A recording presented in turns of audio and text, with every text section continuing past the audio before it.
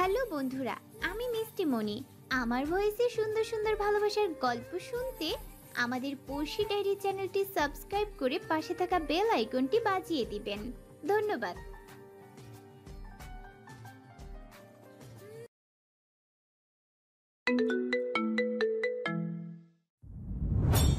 জুনানা মেহেরা গিয়ে উঠে পড়ে আরুষ্মানের গাড়িতে। মেহেরা আরুষ্মানের দিকে আর চোখে চেয়ে মৃদু কণ্ঠে বলে।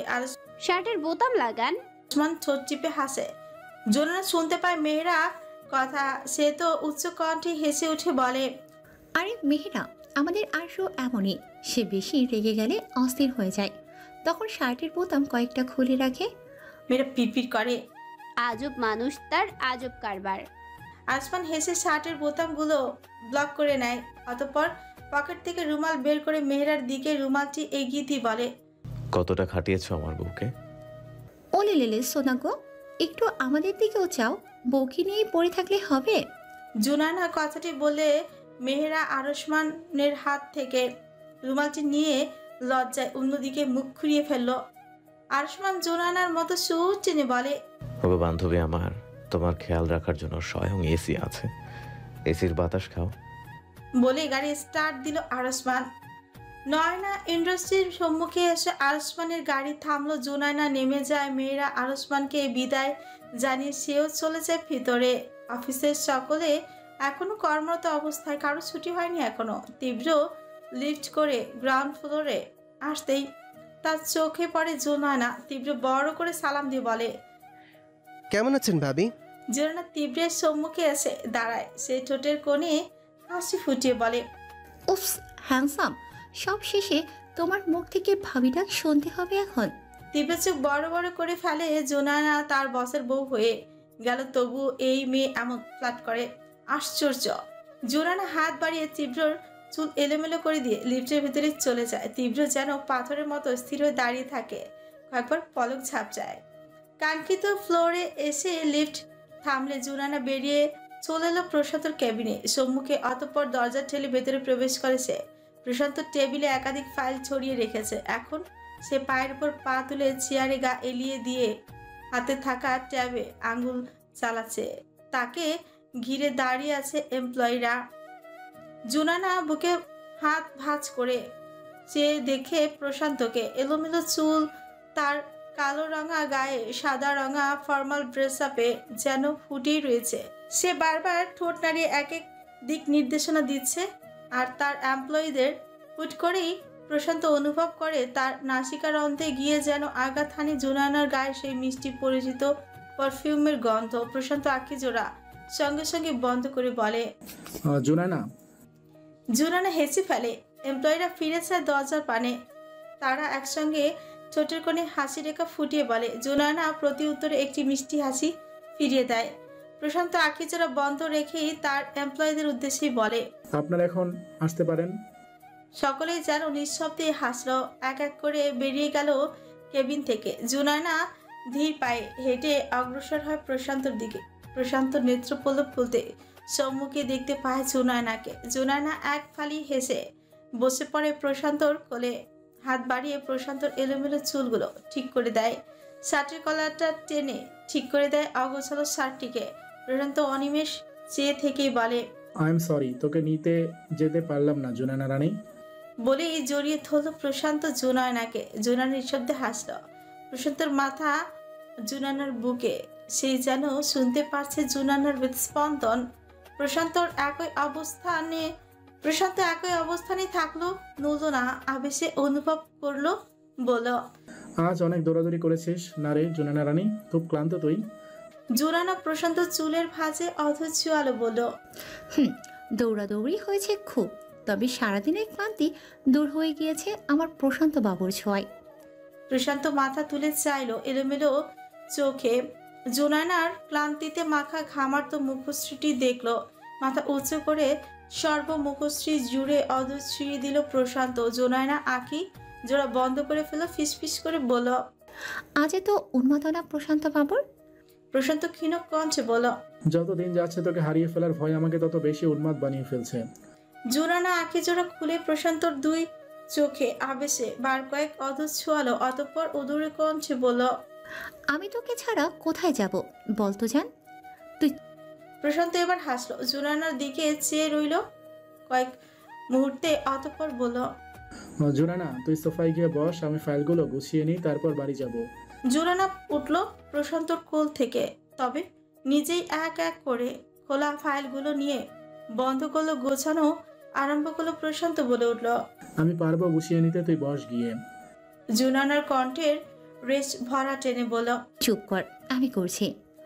প্রশান্ত এবার গালে হাত রেখে দেখতে লাগলো জুনায়নাকে। জুনানা কাজ করছে খুব মনোযোগ দিয়ে, কিন্তু তাহার মনোযোগ যে নষ্ট করছে আবদ্ধ চুলগুলো।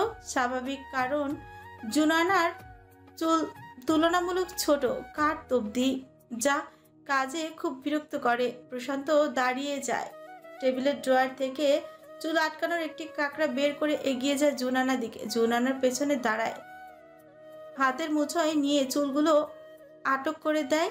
জুনানা ক্ষীণ হাসে, হাতের ফাইলগুলোকে একপাশে রেখে বলে, কাঁকড়াটা কার প্রশান্ত বাবু? কার আবার তোর? আমার অফিসে এসে নিজের কত কিছুই তো ভুলবশত রেখে চলে যাস। জোরানা ফিরল প্রশান্ত দিকে, হুট করে প্রশান্তর অধরে অধর ছুঁয়ে দিল, সঙ্গে সঙ্গে সরে আসলো, হেসে বলল, আর তুই সেই জিনিসগুলো যত্ন করে রেখে দিস? প্রশান্ত মাথা নিচু করে মুচকি হাসলো। জোনানা হেসে প্রশান্তর কাঁধে বিদ্যুৎ ধাক্কা দিয়ে বলল, ওরে আমার লজ্জাবতীর পুরুষ ভার্সন রে। রাতের তারার আকাশ আজ চাঁদ মেঘের আড়ালে। যাহারা বারান্দায় দাঁড়িয়ে চেয়ে চেয়ে দেখছে সেই আকাশ থাকা তারাগুলোকে এবং ভাবছে আজকে ঘটে যাওয়া সকল ঘটনা। যারা বিড়বিড় করে, ফাইজের কি হলো? আমি ঝগড়া করলেও সে চুপ হয়ে যায়, কেমন করে চেয়ে থাকে। তার চাহনি বড়ই অদ্ভুত। তার ওই চাহনিতে আমারও বেশিক্ষণ চেয়ে থাকার সাধ্য হয়ে ওঠে না। বোধ হয় এই হারিয়ে গেলাম তার চাহনির মাঝে। আজ যারা ফাইজের সঙ্গে লাঞ্চ করে, তবে সব মুহূর্তে জুড়ে ফাইজ ছিল নিশ্চুপ। সে খাওয়ার মাঝে মাঝে কয়েকবার চেয়ে চেয়ে দেখেছে জাহারাকে। আজ তুলনামূলক কম ঝগড়াই করেছে তারা, তাই তো যাহারা চিন্তা করে গিয়েছে। যারা তারা গুনল, ফুট করেই আকাশ পানে ভেসে আসলো হালকায় ফাইজের মুখখানা। যারা অবাক হলো, কয়েক পলকও ঝাপটালো, বলো, আমি কি তাকে নিয়ে বেশি ভেবে ফেলছি? আশ্চর্য ব্যাপার। আজ দিনটি খুবই স্নিগ্ধ। সকালের দিকে উত্তাপের পরিমাণ ছিল খুবই নিম্ন মানের, তবে এখন দুপুর পেরিয়ে বিকেল হতে চলেছে। যতটা উত্তাপের পরিমাণ ছিল সকালে, এখন আর তা নেই। সকাল থেকে বিকেল এই অবধি রোহানের খোঁজ চালিয়েছে পুলিশ, তবে পায়নি তারা রোহানকে। মেয়েরা বাড়ি চলে এসেছে কিয়ৎক্ষণ আগেই। গোসল সেরে ফেলেছে সে, পরনের শাড়ি ঠিক করে আরসমানের পুরো ঘরের দিকে এইদিক ওদিক চোখ বুলালো মেয়েরা। অতঃপর ঘর থেকে বেরিয়ে আশপাশটা দেখে নেমে এলো বসার ঘরে। বসার ঘরে কেউ নেই। সেই বাড়িতে আসার পর আরসমানকেও দেখেনি। আরসমান ভোরের দিকে মেহেরার ঘুম ভাঙার পূর্বেই চলে গিয়েছিল, তবে কোথায় গিয়েছে তা জানে না মেয়েরা। হিনা নিজের ঘরে, আমজাদ তার অফিসে, আরুই তার ঘরে, ইমান তার কাজে বাইরে গিয়েছে। মেয়েরা রান্নার ঘরের দিকে অগ্রসর হলো। যখনই রান্নাঘরে প্রবেশ করলো, তার ছোট কনে আনমনি হাসি ফুটে উঠল। মা খুব সুন্দর করে রান্নাঘর গুছিয়েছে। শ্বশুরবাড়ি আসার পর আজ তার প্রথম রান্নাঘরে প্রবেশ। মেয়েরা কিয়ৎক্ষণ দাঁড়িয়ে ভাবলো, ভাবনার ইতি টেনে চা বানানোর প্রস্তুতি নিল। নিজের জন্য ও হিনার জন্য চা বানাবে সে। সময় নিয়ে চা বানালো মেয়েরা, ট্রেতে করে 2 কাপ চা নিয়ে নিল। অতঃপর রান্নাঘর থেকে বেরিয়ে অগ্রসর হলো তার শাশুড়ি ঘরের দিকে। তখনই তার নজরে পড়ল আরসমান সদর দরজা পেরিয়ে বাড়িতেই প্রবেশ করছে। তার পরনের শার্ট থেকে শুরু করে সে পুরোটাই এলোমেলো। মেয়েরা থমকে দাঁড়িয়ে গেল। আরসমান তার দৃষ্টি যখন নিমগ্ন থেকে সরিয়ে সামনের দিকে ফেললো, তখনই তার ঠোঁটের কোণে হাসি ফুটে উঠল, প্রশান্তির হাসি। আরসমান বড় বড় পায়ে এগিয়ে এলো মেয়েরার সম্মুখে। আপাত মস্তক দেখলো সে মেয়েরাকে। মেয়েরা ট্যাপ ট্যাপ করে চেয়ে আছে এলোমেলো আরসমানের পানে। আরসমান হাত বাড়ায় মেয়েরার কপালের সম্মুখে আসা অবাধ্য চুলগুলোর দিকে, কানের পেছনে ঠেলে দেয় চুলগুলোকে। মেয়েরা তস্র হয় কেঁপে ওঠে। সে আরসমান ঠোঁট প্রসারিত করে নিঃশব্দে হাসে। মেয়েরা শুকনো ঢোক গেলে জিজ্ঞাসা কণ্ঠে বলে, আপনার এই অবস্থা কেন? আরসমান এবার শব্দ করে হাসলো। পাশে থাকা সোফায় ধপ করে বসে পড়ল। অতঃপর মেহেরার হাতে থাকা ট্রে এক হাতে সামলে নিয়ে অন্য হাতে মেহেরার হাত টেনে তাকে তার পাশে বসিয়ে দিল। মেহেরা বিস্মিত কণ্ঠে বলে। এইসব কি করছেন আপনি?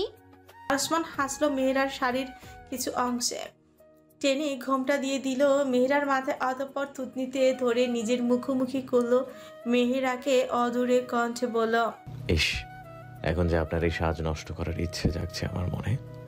মেহেরা লজ্জা পেল খুব, তবে মুখশ্রীতে প্রকাশ করলো না তা। মেহেরা মুখশ্রী বিরক্তির ছাপ টানলো, বলল, এইসব উল্টাপাল্টা কথা না বলে বাইরে থেকে এসেছেন, গিয়ে ফ্রেশ হয়ে নিন। বলে চায়ের ট্রে নিয়ে উঠে দাঁড়ালো মেহেরা।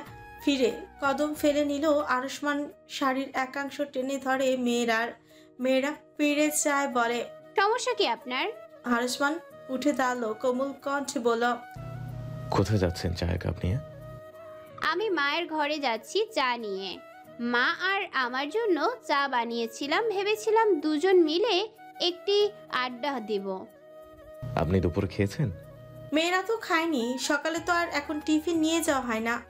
না বাইরের খাবারের হোটেল থেকে খাবার খেতে ইচ্ছে করে তার, তাই তো সে না খাওয়া। আর আসার পর তো খাবারের আগে চা খাওয়ার ইচ্ছে জেগেছে তার। মেয়েরা ক্ষীণ কণ্ঠে বলে। না। আরুষ্মান ছেড়ে দিল মেহেরার শাড়ির অংশটি, বলল, গল্প পরে করবেন মায়ের সঙ্গে। শুনুন, ট্রেটা শিমুলকে ডেকে দিয়ে দিন, ও মায়ের ঘরে দিয়ে আসবে। আর আপনি খাবার টেবিলে গিয়ে বসুন, আমি আসছি। আপনার এখন চা খাওয়ার প্রয়োজন নাই। মেয়েরা এবার চরম বিরক্ত হলো, তিক্ত কণ্ঠে বলল, আরুষ্মান আমি আপনার কথা কেন শুনবো? সিঁড়ির দিকে অগ্রসর হতে হতে বলল, কারণ আপনি যে আমার বউ, যা বলছি তাই করুন, নয়তো। মেয়েরা রেগে তেতে বলে উঠল, ঘোড়ার ডিম করবি শালা বিয়াদ্দব ফাজিল নির্লজ্জ। দেখিস তোকে একদিন 3rd ডিগ্রি পেটাবো আমি। সব সময় জোর করবে এই আমি কি তোর বাপের সম্পত্তি নাকি? আরুষ্মান এবার থামলো, ফিরে চেয়ে হেসে বলল, না, আমার বাপের একমাত্র ছেলের সম্পত্তি আপনি। সদর দরজার সম্মুখে আমজাদ মুখ হা করে দাঁড়িয়ে রইল, দেখলো দুজনের ঝগড়া। মেয়েরা ফুসফুস করতে করতে ফিরে চাইলো আমজাদকে দেখে, চোখ দুটো বড় বড় করে ফেললো, জিপা কামড় কেটে বলে, আইজা ছেলের বাপ এদিকে কখন আসলো? আমজাদ এবার ঠিক হলো, ঠোঁটের কোণে হাসি রেখা ফুটিয়ে বাড়ির ভেতরে প্রবেশ করলো, বলল, বৌমা। মেয়েরা মোলায়েম হাসলো, এগিয়ে গেল, বলল, জি বাবা। আমজাদ নিমগ্ন চাইলো মেহেরার হাতে চায়ের ট্রে দেখে হেসে বলল, কার জন্য বানিয়েছো মা? বাবা, মা আর আমার জন্য বানিয়েছিলাম, কিন্তু আপনার বজ্জাত ছেলে। মেয়েরা বলে সঙ্গে সঙ্গে থেমে গেল, কি বলতে যাচ্ছিল সে। আমজাদ এবার হো হো করে হেসে উঠলো, বলল, কি করেছে আমার বজ্জাত ছেলে? মেয়েরা বোকা বোকা হাসি দিয়ে বলে, ইয়ে মানে আসলে উনি বলেছে এখন চা খেতে না, শিমুল দিয়ে চায়ের ট্রেটা মায়ের ঘরে পাঠিয়ে দিতে। আমজাদ নিজেই হাত বাড়িয়ে মেয়েরার হাত থেকে চায়ের ট্রেটি নিয়ে বলল, আমি নিয়ে যাই বরং বৌমার বানানো চা। তুমি তো খাবে না, আমি তোমার ভাগের চাটা খেয়ে ফেলি। বলে নিজের ঘরের দিকে হাঁটা তোলো আমজাদ। মেয়েরা ঠোঁট প্রসারিত করে মিষ্টি করে হাসলো। এই পরিবারের মানুষ হলো বজ্র মিশুক। খাবার টেবিলে খাবার সাজিয়ে মেয়েরা অপেক্ষা করছে আরুষ্মানের। অপেক্ষার প্রহর গোনা যেন তার কাছে বিরক্তিকরই লাগছে। ভিড় করে আরুষ্মানকে কতগুলো গালি গালাজ করে ফেলেছে সে। আরুষ্মানের শার্টের বোতাম ব্লক করতে করতে নেমে আসে বসার ঘরে, অতঃপর এগিয়ে আসে টেবিলের দিকে। মেয়েরা আরুষ্মানকে আসতে দেখে চোখ মুখ ভেঙছে, বলে, আসছে রে নায়ক ইঁদুর খান। আরুষ্মান এসে মেয়েরার পাশের চেয়ারটি টেনে বসে বলে, এই অবধি কতগুলো গালি দিলেন আমায়? কতগুলো গালি দিয়েছি গুনে দেখিনি। আপনি চাইলে আপনার সামনেই আপনাকে আবার গালি দিতে পারি। আরুষ্মান হাত বাড়িয়ে মেয়েরার প্লেটে খাবার বেড়ে দিতে শুরু করে, তার সঙ্গে আফসোসের সহিত বলে, মেয়েরা সকলের বউ জামাইকে দিনে রাতে চুমো দেয়, আর আমার বউ আমাকে দিনে রাতে দেয় গালি। মিটমিট করে হাসলো। আরুষ্মানের থেকে তার দৃষ্টি সরিয়ে টেবিলের দিকে চাইলো সে। সবে লক্ষ্য করেছে আরুষ্মান তার প্লেটে খাবার সাজিয়ে ফেলেছে। মেয়েরা বিস্মিত কণ্ঠে বলে, মেয়েরা আরে এত খাবার কে খাবে? আপনি আর আমি। আজ আমরা একই প্লেটে খাবার খাবো, আমাকে খাইয়ে দেবেন আজ। ভালোবাসা বাড়বে, বুঝলেন বউ? পোকার মতো তাকিয়ে আছে সে। বিরক্ত মাখা কঞ্চে বল। কি সব বলছেন? আরসমান এবার ঠোঁট প্রসারিত করে দুষ্টু হাসল। হাত বাড়িয়ে দিল মেহেরার কোমরের দিকে, ছুঁয়ে দিল তার হাত দৃঢ়ভাবে। মেহেরা চোখ দুটো রসগোল্লার আকার ধারণ করেছে। সে থমকে বলে ওঠে। আরসমান ছোট টিপে হাসলো, বলল, দেখতেই পারছেন কি করছি, তাই নিজ হাতে আমাকে খাইয়ে দিন না হয়। কথাটি বলতেই যেন মেয়েরা তার কোমরে আরসমানের হাতের বিচরণ অনুভব করলো। মেয়েরা চোখ মুখ কুচকে আরসমানের হাত সরানোর জন্য হাত বাড়লো। আরসমান না সূচক মাথা নাড়ায়। আরো দৃঢ় হয় আরসমানের হাতের স্পর্শ। বলে, আরসমান করছেনটা কি? ছাড়ুন। আপনার স্বামী আপনাকে স্পর্শ করেছে, এতে এত অস্থির হচ্ছেন কেন? চুপ করে খাইয়ে দিন না, বেশি আবদার তো করিনি আমি। এবার মেয়েরা হাসপাস করা বন্ধ করলো। কিয়ৎক্ষণ আরসমানের হাস্যজ্জ্বল মুখ পানে থেকে ধীরে হাত বাড়িয়ে খাবার মাখলো। অতঃপর আরসমানের মুখের সামনে খাবার নিতেই আরসমান সময় ব্যয় না করে আঁকিজোড়া বন্ধ করে চুপটি করেই খেয়ে নিল।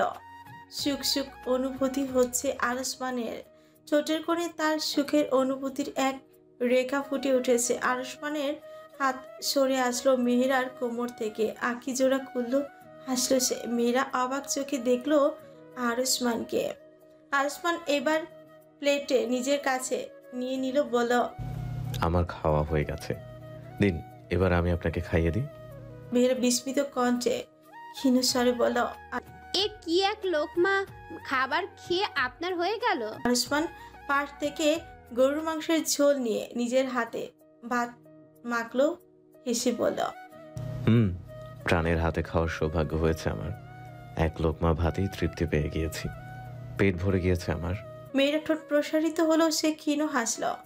আরসমান এবার নিজের হাতে খাবার নিয়ে হাত বাড়িয়ে দিল মেহেরার সম্মুখে, চোখে ইশারা করলো, বলল, খেতে। মেহেরা এবার কোনো রকম বিরক্তি করল না, চুপটি করে খেয়ে নিল। খাওয়া শেষ হলে আরসমান টেবিল থেকে উঠে বলে, মেয়েরা আপনি ঘরে যান, আমি এসব রেখে আসছি। উঠে দাঁড়ায়, বলে, না, আমি পারবো, আপনার ঘরে যান। এবার আরসমানের কণ্ঠের রেশে গভীরতা টানলো, বলল, বলছি তো আমি, ঘরে যান মেয়েরা। মেয়েরা চোখ মুখ কুচকে বলে, নিজের কথাই বড় কথা। আমি যে বললাম আমি পারবো, তা তো শুনবেই না সে। মেয়েরা সিঁড়ি বেয়ে নিজের ঘরের সম্মুখে চলে এসেছে। তখনই তার ঘরের 2 ঘর পরে আরোই ঘরের সম্মুখে থেকে শিমুলের কণ্ঠ ভেসে এলো। মেয়েরা ভাবি আরোই আপা ডাকে আপনারে। ফিরে চাইলো, স্মিত হেসে বলল, আমি আসছি বলেই আরোইর ঘরের দিকে চলে গেল মেয়েরা। বিকেলের স্নিগ্ধ আবহাওয়া পেরিয়ে আকাশে হলদেটে ভাবের উদয় হয়েছে। সন্ধ্যা নামবে বলে আকাশ চিরে হলদে কালার মিশ্রণ, তার মাঝে লাল রঙের সূর্যের দেখা মিলেছে। জোনানা নিজের বাড়িতে আসে কাজ থেকে। বিশেষ করে তার মায়ের জন্য আসা হয়েছে। তার মায়ের জন্য কিছু গুরুত্বপূর্ণ ওষুধ নিয়ে এসেছে জুনায়না। মাকে ঔষধ দিয়ে কিছুক্ষণ সুখ দুঃখের গল্প করলো মা মেয়ে। এখন জুনায়না বাড়ি থেকে বেরিয়ে সড়কে এসে দাঁড়িয়েছে। আশপাশ তার কানের কাছে চেপে রেখেছে ফোনের ওই পাশে মানুষটি কল রিসিভ করলে জুনায়না বলে, প্রশান্ত, আজ তো আমি বাড়ির চাবি আনিনি। ও তাহলে এখন তুই কোথায়? থানা থেকে বেরিয়েছিস? হ্যাঁ, বেরিয়েছি অনেক আগেই, মায়ের কাছে এসেছিলাম। এখন তো আমি আমার বাড়ির নিচে আছি। পাশ থেকে সঙ্গে সঙ্গে যেন উত্তর এলো না, সময় নিয়ে উত্তর এলো, ঠিক আছে, তবে তুই অপেক্ষা কর, আমি আসছি। ঠিক আছে, আমি তাহলে বাড়ির পাশের ওই চায়ের দোকানে বসে থাকি। বলেই ফোন রাখলো। জুনানা অগ্রসর হলো চায়ের দোকানের দিকে। এসে বসলো কাঠের বেঞ্চিতে। জুনানা আর চোখে দেখলো পাশের দিকটা। তার পাশে আরো 2টি কাঠের বেঞ্চিতে বসে আছে কয়েকজন মধ্যবয়স্ক পুরুষ। তারা চায়ের কাপে উষ্ঠ ছুঁয়ে আবেশে চুমুক দিচ্ছে, তো আবার তাদের কথার বুলি আওড়াচ্ছে। জুনানা মনোযোগ দিয়ে শুনলো তাদের কথা। সে বুঝতে পারলো তাদের আলোচনার মূল বিষয় রোহান ও তার বাবা। জুনানা এবার দীর্ঘশ্বাস ফেললো। রোহানের বাবাকে তারা আটক করেছে, তাকে 2 দিন পরে আদালতে নিয়ে যাওয়ার কথা রয়েছে। অপরদিকে রোহান তার খোঁজ পুলিশ না পেলেও পেয়েছে আরসমানের লোকেরা রোহানকে গত রাতেই বন্দি করে ফেলেছিল, তবে তাকে আটকে রাখা যায়নি। সে পালিয়েছে আজ ভোরের দিকে। আরসমান ভোরের দিকে এর জন্য বেরিয়েছিল। জুনায়নাকে সকল কথা জানিয়েছে আরশমান। রোহান যতক্ষণ না হাতে আসছে ততক্ষণ অবধি জুনায়না স্বস্তি বোধ করবে না। রোহান হাতের বাইরে চলে গেলে কোনো না কোনো প্রকার ক্ষতি করবেই তাদের। জুনায়না অপেক্ষা করতেই থাকলো। প্রশান্তর 1 ঘন্টা পেরিয়ে গেল। জুনায়না এবার বিরক্ত হলো। হাত ঘড়ির দিকে চেয়ে পিড়পিড় করলো। নিজের আসতে এত সময় লাগার কথা না, আর কতক্ষণ অপেক্ষা করব? সঙ্গে নিজেই এক এক কথা আওড়াতেই লাগলো। এমন করে আরো প্রহর যেতে লাগলো। আকাশে সন্ধ্যার আবার মুছে যাওয়া আরম্ভ করেছে। ঘড়িতে সময় জানান দিচ্ছে 7:40। জুনায়না উঠে দাঁড়ালো। পকেট থেকে ফোন বের করে প্রশান্তকে ফোন করলো। বার কয়েক রিং হলো, ফোন তুললো না প্রশান্ত। জুনায়না অস্থির হয়ে গেল। পুনরায় ফোন করলো, ধরলো না প্রশান্ত। জুনায়না এবার ফোন করলো ফাইজকে।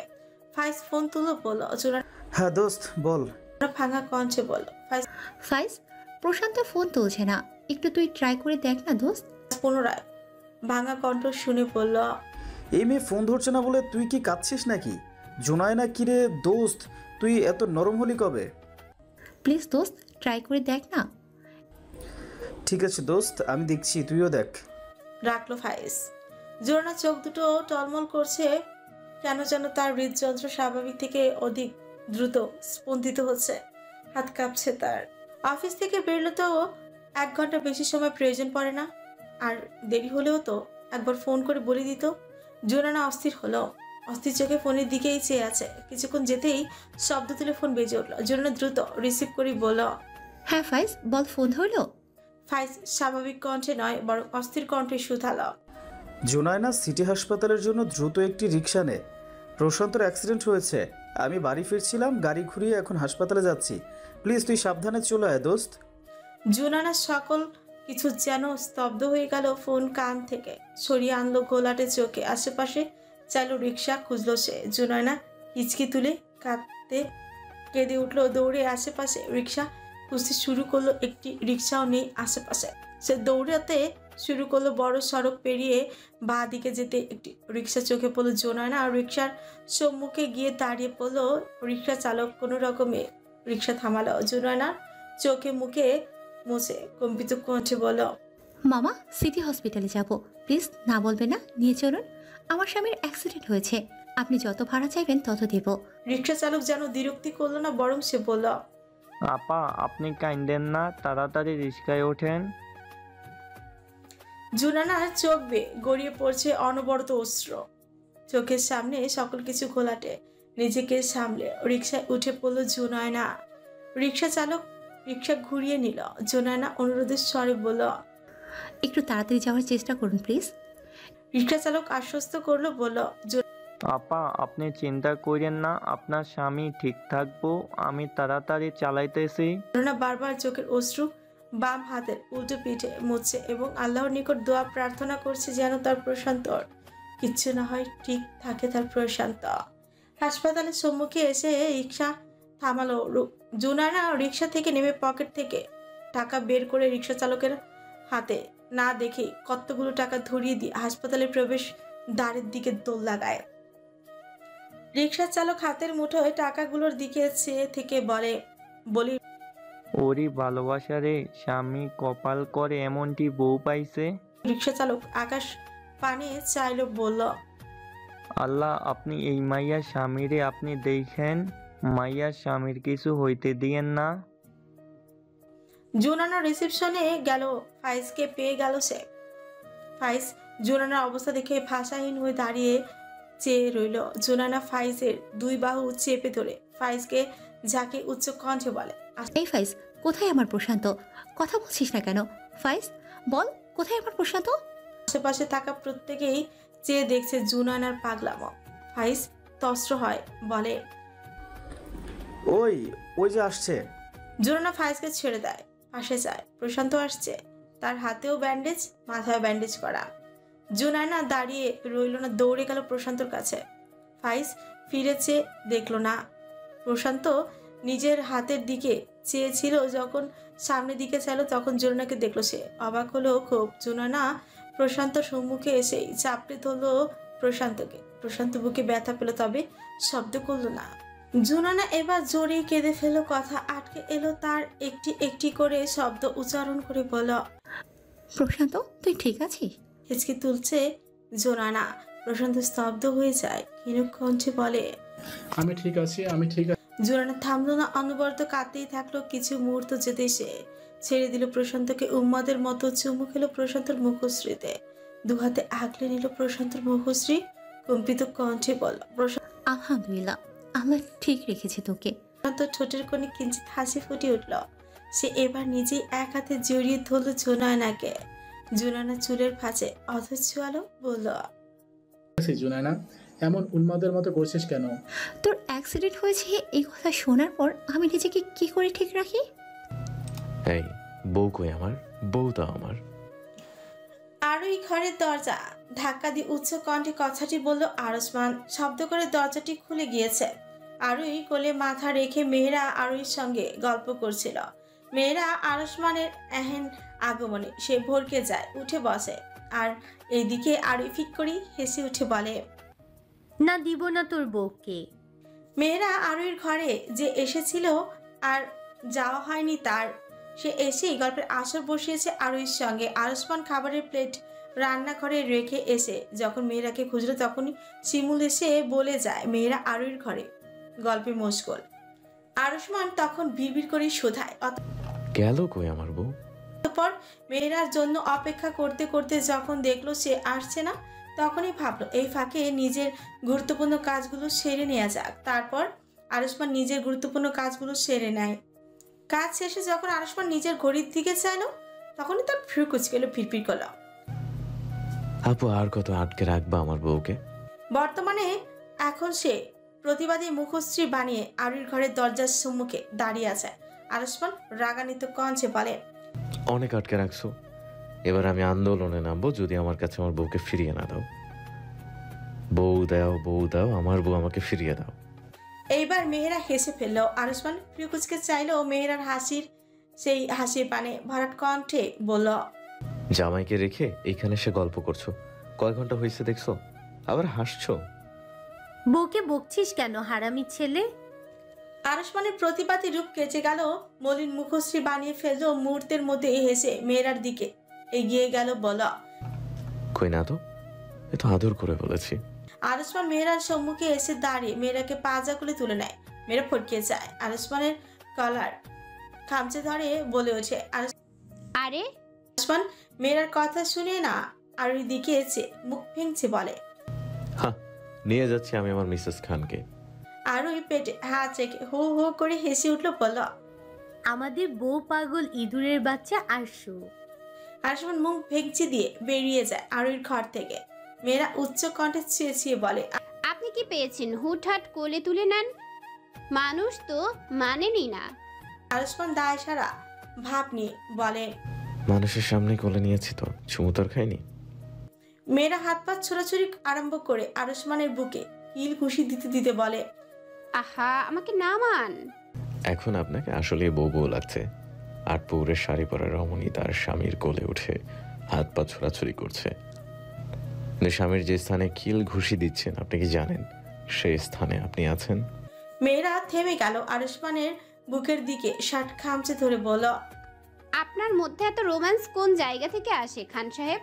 আরসমানের বিস্তর হাসলো। এবার নিজের ঘরে প্রবেশ করে মেয়েরাকে বিছানায় বসিয়ে দিল, বলল, বউকে দেখলে মনের মাঝে রোম্যান্স জেগে ওঠে। মেয়েরা বিষম খেলো। আরসমান নিজের আলমারির দিকে এগিয়ে যেতে যেতে আর চোখে দেখলো মেয়েরাকে। আরসমান আলমারির সম্মুখে এসে আলমারি থেকে একটি আলতা ও একটি বক্স বের করলো। মেয়েরা লক্ষ্য করলো আলতাটি, বলল, আপনার আলমারিতে আলতা? আমি তো আলতা দেই না, তবে এইটা কার? আরসমান হাসলো। আলমারির দরজা আটকে দিয়ে মেয়েরার দিকে অগ্রসর হলো। মেয়েরার সম্মুখে এসে মেয়েরার পায়ের কাছে বসে পড়লো, বলল, আমি এনেছিলাম আমার বউয়ের জন্য। ওহ, ঠিক আছে, কিন্তু আপনি পায়ের কাছে কেন বসেছেন? উঠে আসুন। আরসমান শুনল না। মেয়েরার পা দুটো ধরে নিজের পায়ের উপর নিয়ে নিল। মেয়েরা কেঁপে উঠলো, বিস্মিত কণ্ঠে বলল, কি করছেন এইসব? বউয়ের সুন্দর পা দুটো আলতায় রাঙিয়ে দেব, চুপ করে থাকুন আপনি। মেয়েরা মুগ্ধ নয়নে চেয়ে রইল। আরসমান মেয়েরার পায়ের আলতা রাঙিয়ে দিতে আরম্ভ করলো। ওইদিকে মেয়েরা আরসমানের হাতের স্পর্শে কেঁপে উঠছে বারংবার। আরুষ্মান খেয়াল করলো তা, ঠোঁট টিপে হাসলো সে। আলতায় রাঙিয়ে দিল নিজের শখের নারীর পা। আরুষ্মান পাশ থেকে বক্সটি নিল, বক্সটিতে থাকা 2টি নুপুর বের করলো, অতঃপর পরিয়ে দিল 2 পায়ে 2টি নুপুর। মেহেরা মুগ্ধ হয়ে চেয়ে থেকে বলল, নূপুর। আরুষ্মান উঠলো, পাশে এসে বসলো মেহেরার। কিছুক্ষণ চেয়ে থাকলো মেহেরার পানে, অতঃপর ছুঁয়ে দিল মেহেরার ললাটে। মেহেরা আঁখি যুগল বন্ধ করে ফেলল। আরুষ্মান ফিসফিস করে বলল, আমার শখের নারীকে আমার সাজাতে বড্ড ভালো লাগে, ভালোবাসে মেহেরা।